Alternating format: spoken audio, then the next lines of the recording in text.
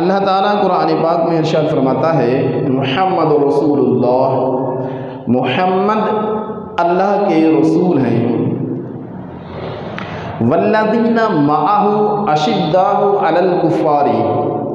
ورحماء بینہم، اور جو ان کے ساتھ والے ہیں کفار پر سخت ہیں، ورحماء بینہم، اور آپس میں نرم دل ہیں۔ یہ آیت کریمہ نبی پاک صاحب لولاق صلی اللہ تعالی علیہ وسلم کی جانثار صحابہ کرام کی مدح میں نازل ہوئی ہے۔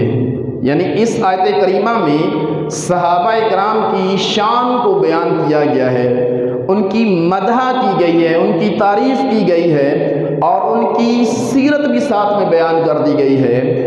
ان کی شان یہ ہے، ان کا وصف یہ ہے کہ وہ کافروں پر بہت ہی سخت ہیں ان کے کفر کی وجہ سے، اور آپس میں انتہائی نرم ہیں، محبت والے ہیں، اور ایک دوسرے کے ساتھ بہت زیادہ محبت کرنے والے ہیں۔ یہ صحابہ کرام کی شان ہے کہ جب وہ ان کا سامنا کفار کے ساتھ ہوتا ہے تو وہ بہت زیادہ سخت ہو جاتے ہیں، لیکن جب آپس میں ہوتے ہیں تو بہت زیادہ پیار، محبت اور سلوک کے ساتھ رہتے ہیں، اور خندہ پیشانی کے ساتھ ایک دوسرے سے پیش آتے ہیں۔ انہیں کی مدح کرتے ہوئے میرے آقا مدینے والے مصطفیٰ صلی اللہ تعالی علیہ وسلم نے ارشاد فرمایا اصحابی کالنجوم، کہ میرے اصحاب ستاروں کی مانند ہیں۔ فَبِأَيِّهِمْ اِقْتَدَيْتُمْ وَاهْتَدَيْتُمْ، تو تم ان میں سے جن کی بھی پیروی کرو گے، اقتدا کرو گے، وَاهْتَدَيْتُمْ، ہدایت پا جاؤ گے۔ تو یہ عالم دنیا کے وہ تابندہ ستارے ہیں کہ جن کی پیروی کرنے میں ہی انسان کی فلاح ہے، جن کی اقتدا کرنے میں ہی انسان کی کامیابی ہے، انسان کا مستقبل روشن ہونے والا ہے۔ تو یہ میرے آقا مدینے والے مصطفیٰ صلی اللہ تعالی علیہ وسلم نے بالکل ایک واضح پیغام دے دیا آنے والی مخلوق کے لیے کہ اے لوگوں، اگر تم اپنا فیوچر بہتر چاہتے ہو، اپنا فیوچر برائٹ چاہتے ہو، اپنا مستقبل روشن چاہتے ہو، اپنی دنیا اچھی چاہتے ہو، دنیا کی کامیابی چاہتے ہو، اور دنیا کے ساتھ اگر آخرت کی کامیابی چاہتے ہو، دونوں صورتوں میں یہ جو روشن ستارے ہیں ان کی پیروی تمہارے لیے ایک بہتر نمونہ ہے۔ تو لہٰذا ہمیں بھی چاہیے کہ ہم ان روشن ستاروں کی پیروی کریں۔ پیروی کیسے ہوگی؟ جب ہمیں ان کا انٹروڈکشن ہوگا، جب ہمیں ان کا تعارف ہوگا، جب ہم ان کو جانیں گے، جب ہم ان کی سیرت کو پڑھیں گے، سنیں گے، تو ظاہری بات ہے پھر ہم ان کی اقتدا کر سکتے ہیں۔ تو انہی ستاروں میں سے ایک ستارہ حضرت سیدنا سلمان فارسی رضی اللہ تعالی عنہ ہے۔ حضرت سیدنا سلمان فارسی رضی اللہ تعالی عنہ کا عرس مبارک بھی اسی رجب کے مہینے میں منایا جاتا ہے۔ تو اسی مناسبت سے آپ کی سیرت کے حوالے سے چند ایک باتیں میں عرض کرنے کی کوشش کروں گا۔ حضرت سیدنا سلمان فارسی رضی اللہ تعالی عنہ بنیادی طور پر ایک مجوسی خاندان سے تعلق رکھتے تھے، اور آپ فارس کے رہنے والے تھے۔ فارس کا ایک شہر ہے اصفہان، وہاں کے آپ رہنے والے تھے، اور آپ کے جو والد تھے وہ مجوسی تھے۔ آپ یعنی جس فیملی سے بلانگ کرتے تھے وہ مجوسی تھا، آتش پرست تھا، آگ کی پوجا کرتے تھے۔ تو آپ نے اپنے مذہب کی جو ہے وہ تعلیم حاصل کی، یعنی جو اہل مجوس کی جو تعلیم تھی، جو ان کا مذہب تھا، اس کے بارے میں آپ نے تعلیم حاصل کی۔ اگرچہ یہ باطن مذہب تھا جو آپ جانتے نہیں تھے، تو آپ اس سے کچھ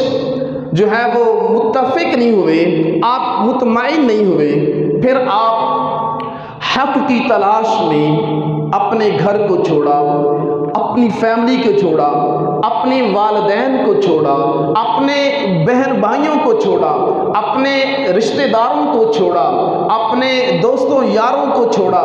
جن کے بیچ میں آپ ایک خوش و خرم زندگی گزار رہے تھے، لیکن حق کی تلاش کے لیے آپ نے یہ سارے رشتے ناطے منقطع کر دیے، چھوڑ دیا، اور آپ پھر جو ہے اصفہان سے نکلے اور پھر آپ نے جگہ جگہ جو ہے وہ وہاں کی مٹی چھان ماری اور ہر جگہ آپ نے حق کی تلاش میں جو ہے وہ کوشش کرتے رہے، حق کی تلاش میں آپ نکل پڑے اور کئی راہبوں کے پاس آپ نے اپنے جو ہے وہ زندگی کے قیمتی لمحات گزارے۔ چنانچہ یہ سلسلہ جاری و ساری رہتا ہے، ایک راہب کے پاس جاتے ہیں، اس کے پاس آپ کچھ عرصہ ٹھہرتے ہیں، پھر اس کا انتقال ہو جاتا ہے، وہ آگے کسی اور راہب کی وصیت کر دیتا ہے۔ اسی طرح چلتے چلتے ملک شام آپ پہنچتے ہیں اور یہاں کے ایک راہب کے پاس آپ اپنی زندگی گزار رہے ہوتے ہیں اور سابقہ جو آسمانی کتابیں ہیں تورات و انجیل وغیرہ، آپ ان کی بھی تعلیم حاصل کرتے ہیں اور ان کے پاس رہ کر اپنے رب ذوالجلال کی عبادت میں مصروف رہتے ہیں۔ لیکن چونکہ آپ ابھی حق کی جو تلاش تھی، جو آپ کا مقصد تھا، وہ تو ابھی چونکہ کافی دور تھا، آخر میں جو ملک شام کا جو راہب تھا اس نے مرنے سے پہلے کہا کہ اے میرے بچے، میں اب محسوس نہیں کرتا کہ میرے علاوہ اب کوئی ایسا شخص، اب کوئی ایسا راہب ہو کہ جس کے پاس میں تجھے بھیجوں۔ ہاں، ایک بات وہ قابل غور ہے، وہ یہ کہ ہم نے آسمانی کتابوں میں جس آخری نبی کا تذکرہ پڑھا ہے وہ عنقریب جلوہ نما ہونے والا ہے اور انہوں نے مکہ سے مدینہ ہجرت کر کے جو ہے وہ آنا ہے اور مدینہ میں اپنا ڈیرا لگانا ہے اور مدینہ سے پھر پوری مخلوق کو آپ نے تعلیم دینی ہے، پوری مخلوق کو آپ نے منور کرنا ہے اسلام کے نور سے۔ تو تم وہاں چلے جانا اور ان کی صحبت کو اختیار کرنا۔ پھر اس راہب نے حضرت سیدنا سلمان فارسی رضی اللہ تعالی عنہ کو کچھ نشانیاں بتائیں اور کہا کہ اگر اس ہستی میں یہ نشانیاں پائی گئیں تو پھر بلا جھجک ان کی اقتداء کر لینا، ان کی بیعت کر لینا، ان کی بات مان لینا اور ان کے سچے مرید بن جانا، اور وہی تمہارا مقصد ہے۔ چنانچہ آپ یہ عرب سے شام کی جانب یہ بزنس کے لحاظ سے قافلے سفر کرتے رہتے تھے، تو آپ نے بھی جو شام سے عرب کی طرف جو آنے والا قافلہ تھا آپ نے اس میں شرکت کر لی، اور اس قافلے میں جب آپ نے سفر اختیار کیا تو قافلے والوں نے تنہا سمجھ کر، اکیلا سمجھ کر کہ اس کا آگے پیچھے کوئی ہے کون نہیں، اس کو پکڑ کر اپنا غلام بنا لیا۔ اب غلامی والا دور شروع ہو گیا اور روایات میں ملتا ہے کہ آپ کم و بیش 10 بار آپ خریدے گئے، آپ کو بیچا گیا، اور یوں آپ کی خریداری ہوتے ہوتے، غلام بنتے بنتے، لوگوں کی خدمت کرتے کرتے آپ مدینہ شریف پہنچے اور مدینہ شریف میں ایک یہودی کے ہاتھ آپ کو بیچ دیا گیا۔ اور اب چونکہ آپ اس لحاظ سے مطمئن ہو گئے تھے کہ یہ تو وہی جگہ ہے جہاں اللہ کا پیارا آنے والا ہے، جہاں میرا مقصد ہے، لہٰذا اس لیے آپ مطمئن ہو گئے اور وہیں پر آپ نے اپنی زندگی گزارنا شروع کر دی۔ چنانچہ وہ دن آیا جس دن کا آپ سینکڑوں سال سے انتظار کر رہے تھے، اور اتنے عرصے سے آپ انتظار کر رہے تھے، منتظر تھے آپ، وہ گھڑی بھی آ گئی کہ ایک دن آپ معمول کے مطابق اپنے آقا جو یہودی تھا اس کے باغ میں آپ کام کر رہے تھے، اور مدینہ کی گلیوں میں یہ شور و گل ہوا کہ اللہ کا پیارا رسول تشریف لا رہا ہے۔ چنانچہ مرد و زن آپ کے استقبال کے لیے جب نکلے نا تو حضرت سلمان فارسی رضی اللہ تعالیٰ عنہ، جو ایک عشق اور جو محبت کا جو ایک سمندر جو دل میں قید کیے ہوئے تھا، وہ جو ہے وہ اچانک سے پھٹ پڑا، اور آپ بھی کچھ سوچے سمجھے بغیر آپ نے بھی دوڑ لگائی، اور جب آپ نے دوڑ لگائی نا تو آپ کا جو آقا جو یہودی تھا اس نے سمجھا کہ شاید یہ بھاگ رہا ہے، تو اس نے آگے سے ہو کر آپ کو پکڑ لیا۔ تو آپ نے ارشاد فرمایا اگرچہ یہ جسم تیرا ہی خریدا ہوا ہے لیکن یہ دل کسی اور کا ہے، میں کوئی بھاگنے والا نہیں ہوں۔ چنانچہ اس یہودی نے پکڑ لیا، واپس آ گئے۔ اب کچھ دن گزرے تو حضرت سیدنا سلمان فارسی رضی اللہ تعالیٰ عنہ پیارے آقا مدینے والے مصطفیٰ صلی اللہ تعالیٰ علیہ وسلم کی بارگاہ میں حاضر ہوئے، اور بالکل اسی طریقے سے حاضر ہوئے جو نشانیاں اس راہب نے آپ کو بتائی تھیں، کیونکہ وہ نشانیاں بھی تو دیکھنی تھی، کنفرم بھی تو کرنا تھا کہ آیا یہ وہی ہستی ہیں یا کوئی اور ہیں، وہ یقین تو کرنا تھا نا۔ تو اس لیے آپ نے اپنے اس باغ سے انگوروں کا ایک خوشہ لیا اور وہ خوشہ لے کر سرکار مدینہ راحت قلب و سینہ صلی اللہ تعالی علیہ وسلم کی بارگاہ میں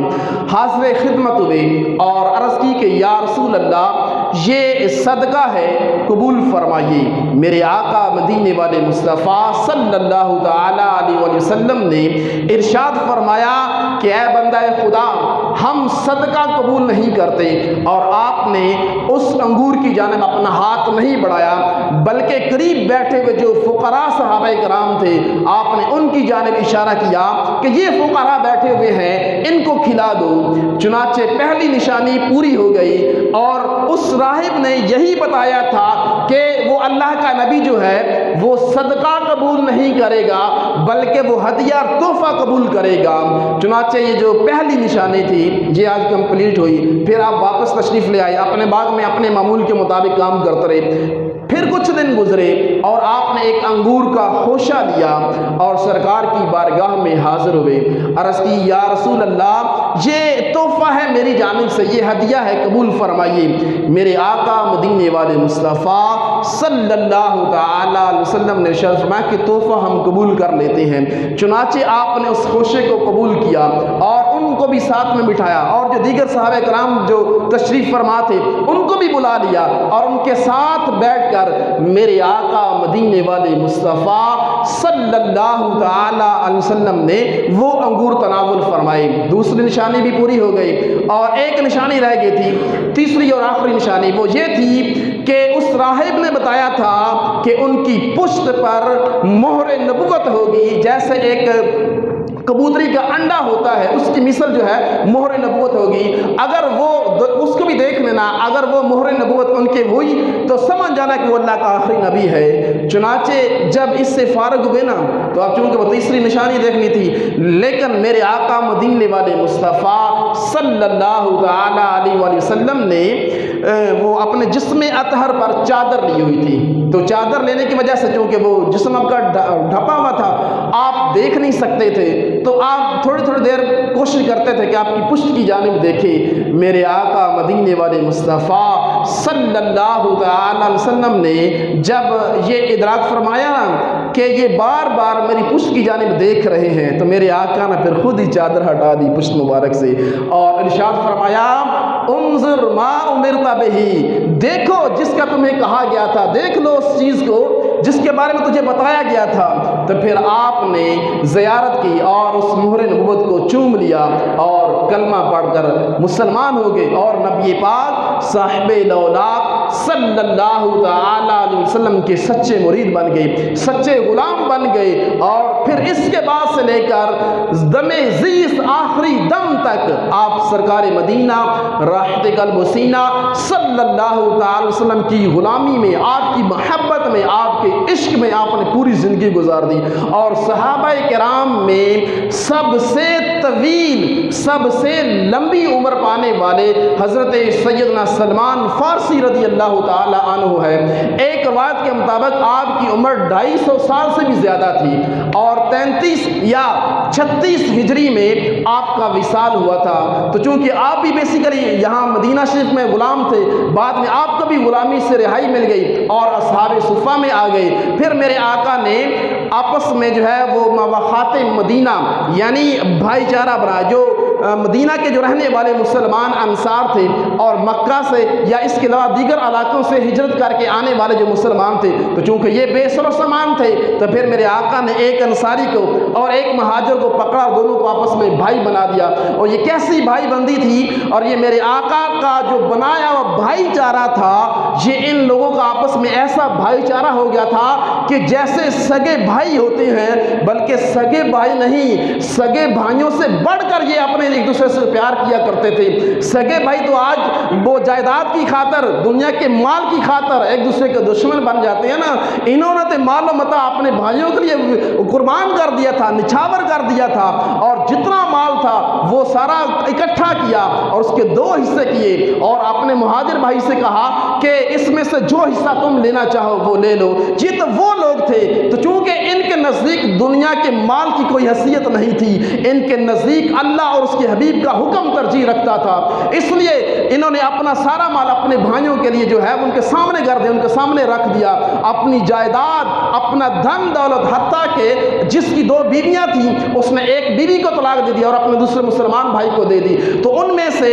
آپ کے ساتھ جو بھائی بنے تھے وہ حضرت ابو درداء رضی اللہ تعالیٰ عنہ تھے۔ حضرت ابو درداء رضی اللہ تعالیٰ اور حضرت سلمان فارسی رضی اللہ تعالیٰ آپس میں ان کا اتنا زیادہ پیار تھا، اتنی زیادہ محبت تھی کہ جب میرے آقا مدینے والے مصطفیٰ صلی اللہ تعالیٰ علیہ وسلم نے پردہ ظاہری فرمایا تو حضرت ابو درداء رضی اللہ تعالیٰ عنہ اس